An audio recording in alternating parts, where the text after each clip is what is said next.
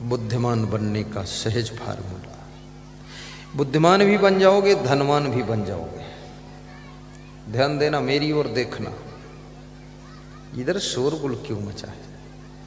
कोई शांत करने तो जाता नहीं है। कौन जाएगा? जो जाएगा वो सत्संग भी नहीं सुन पाएगा। बड़ा झंझट का काम है।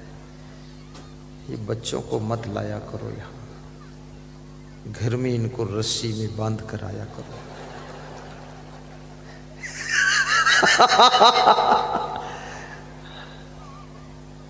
चलो भैया,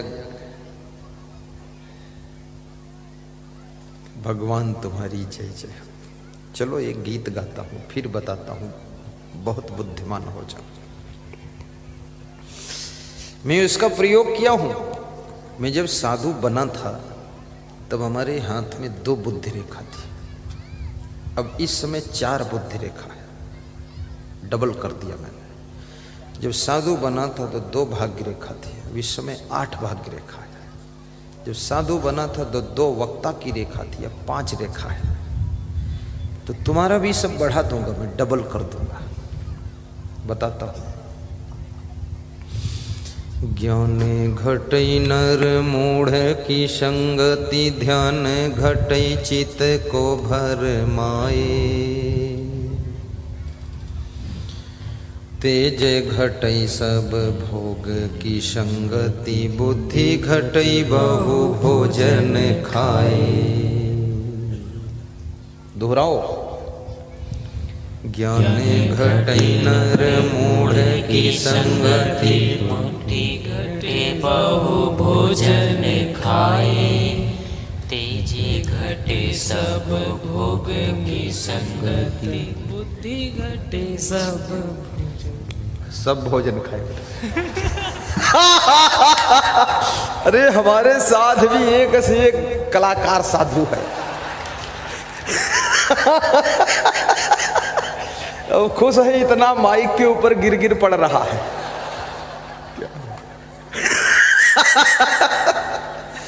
मैं इसीलिए चुप था कि देखें बुद्धि घटी की बढ़ी है। ठीक से कोई बात नहीं, बढ़ जाएगी। ज्ञानी घटई नर मूढ़ की संगति, ध्यान घटई चित को भर माए।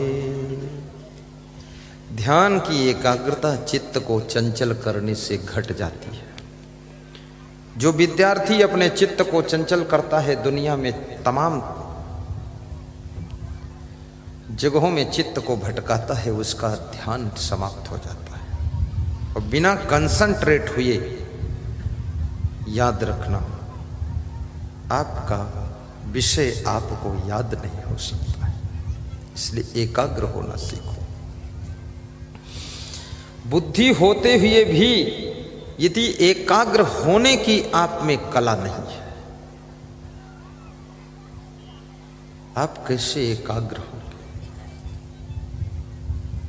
जिस चीज के लिए एकाग्र होना है, कंसंट्रेट होना है, मेडिटेशन करना है, सबसे पहली बात उसका इंपॉर्टेंट समझिए, उसका महत्व समझिए, उसकी आवश्यकता समझिए, उसकी जरूरत समझिए।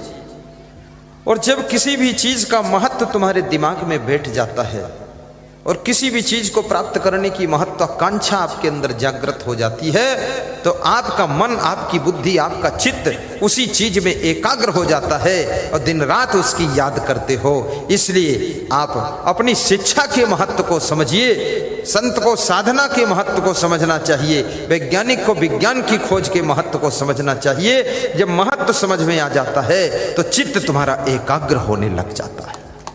इसलिए महत्व समझिए।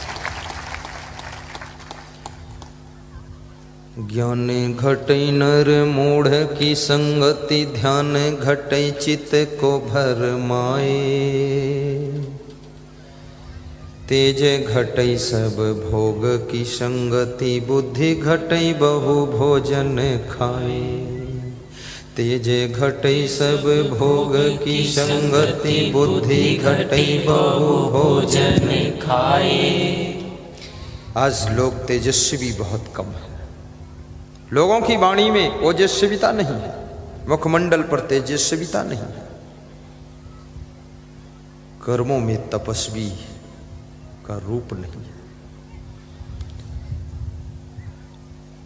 आपका मुखमंडल तेजस्वी होना चाहिए, भोगों को कम भोगिए, और 5 इंद्रियों से भोग भोगे जाते हैं। आंखों से उन दृश्यों को मत देखिए जिससे आपकी दृष्टि तेजहीन हो जाती है। कानों से वे शब्द मत सुनिए जिससे आपका जीवन निस्तेज होता है। शब्दों का भी प्रभाव होता है।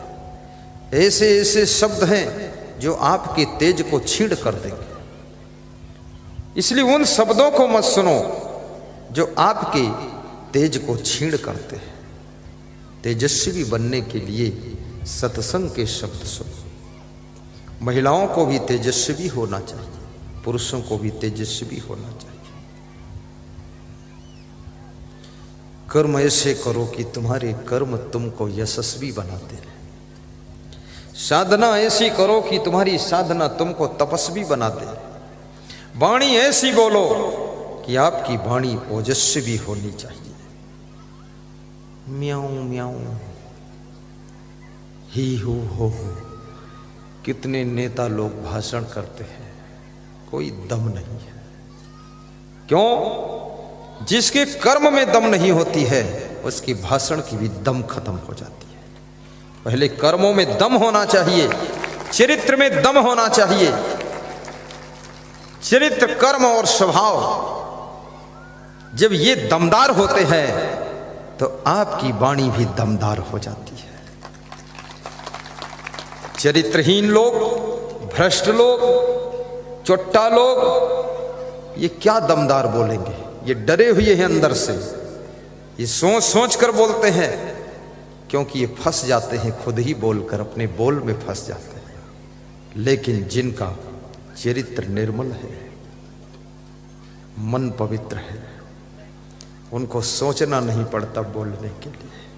वो जो बोलते हैं वो शास्त्रोक्त हो जाता है, जो बोलते हैं वो सुनने लायक हो जाता है, जो बोलते हैं वही सबकी जिंदगी के चलने का मार्ग बन